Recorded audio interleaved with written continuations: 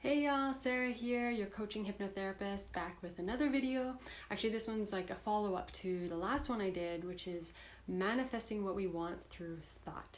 Well, Cole's notes is obviously it all comes down to awareness. So once we are aware of the thoughts that we think, then we can start to choose intentional ones. But something that I notice is that maybe this is like a little bit harder to change because it's really habitual, is our language. Because when we speak, we actually often speak from the past. So, it might be one thing to be thinking and choosing positive thoughts or affirmations, but then if we're speaking differently when we're in conversation with people,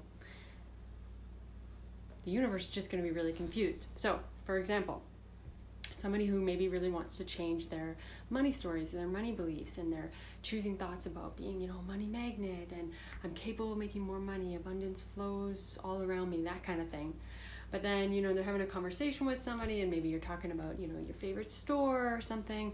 And they're like, oh, I love that store, but, it's just so expensive. I can't afford to shop there. Right? So the choosing the positive thoughts in our, spare time, if you will, but then, having a conversation and saying something about not being able to afford it just negates those positive thoughts you're trying to create about being worthy of abundance. So if you have moments where you're like, I just don't know why it's not working because I'm constantly thinking positive thoughts, but then maybe your language is different, then you can see where there might be it's like a conflict of interest, right? So really what we want to do is find that consistency, with what we're saying out loud, what we're thinking internally, not just the intentional thoughts, but what are the other thoughts that are rolling around in your head, right? It's like finding that consistency throughout. And obviously when we don't have that, that's just great clues into what our beliefs really are.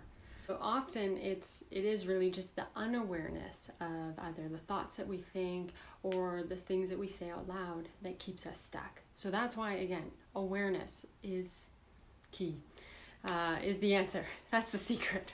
And obviously, of course, doing something like hypnosis is such a great tool because you're bypassing that conscious mind, the conscious mind that's going to sit there and analyze everything.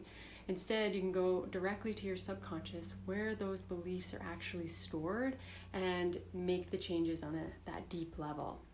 So next time you have a conversation with somebody, just try to notice the language you use, the things that you say, about yourself, about your life, maybe about your goals, and are they in line with, what the things that you're actually wanting to create or manifest in your life.